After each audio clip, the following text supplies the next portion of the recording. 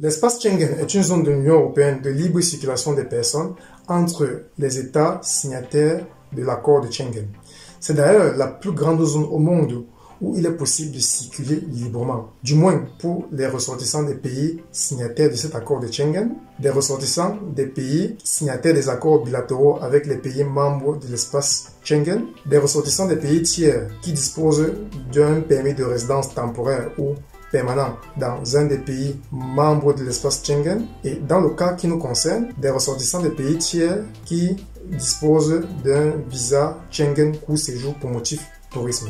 Alors, dans cette vidéo, je m'engage à vous faire part de quelques astuces pratiques ignorées et délaissées, voire pas du tout pris en compte des fois, qui vous permettront d'augmenter vos chances d'obtention du visa Schengen pour court séjour et surtout pour motif tourisme. Si vous avez des questions à la fin de la vidéo, alors je vous invite à remplir la fiche de renseignements qui se trouve dans la description de la vidéo afin de nous aider à vous aider.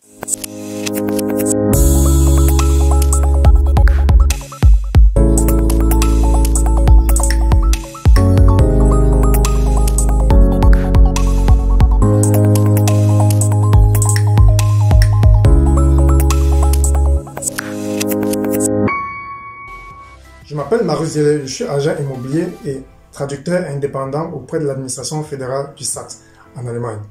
Bienvenue dans notre chaîne où on parle essentiellement des opportunités d'investissement et d'épanouissement dans l'immobilier et le tourisme. Comme je le disais dans mon propos liminaire, j'aimerais vous faire part de quelques astuces pratiques, ignorées, délaissées, voire pas du tout prises en compte, qui vous permettront d'augmenter vos chances d'obtention du visa Schengen court séjour pour motif tourisme. Première astuce, préparez et planifiez votre voyage au moins 6 mois à l'avance. J'insiste là-dessus, au moins 6 mois à l'avance. De cette façon, vous augmenterez vos chances d'obtention d'un rendez-vous auprès d'une représentation diplomatique d'un pays membre de l'espace Schengen, au moins 1 mois ou 2 mois avant le départ initialement prévu pour votre voyage. Car, comme on le sait tous, les ambassades des pays de l'espace de l'Union européenne enregistrent chaque année des centaines de milliers de demandes de visa, ce qui fait en sorte qu'ils ne pourront pas tout le temps satisfaire à votre demande de rendez-vous au moment où vous en aurez besoin. 2. Dressez la liste des documents nécessaires dont vous aurez besoin pour effectuer votre demande de visa Schengen court séjour pour motif tourisme, ce qui vous permettra d'avoir une vue d'ensemble sur les documents dont vous avez besoin et les documents dont vous disposez déjà.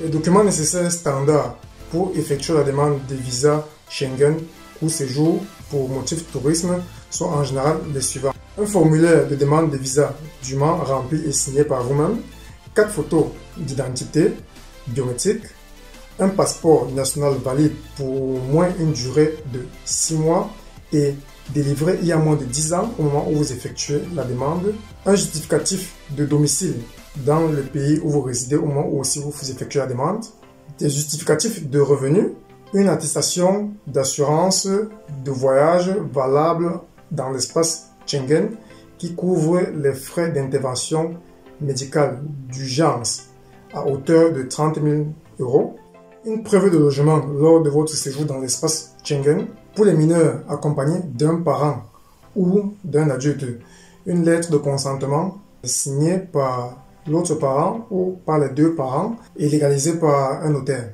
Troisième astuce, présentez les documents qui permettent de justifier vos revenus.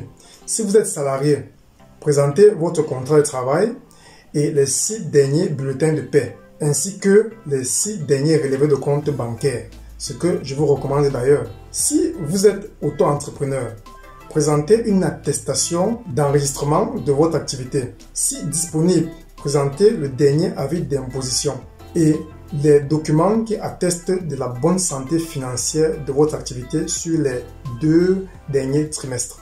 Quatrième astuce, présentez une preuve de logement lors de votre séjour dans l'espace Schengen.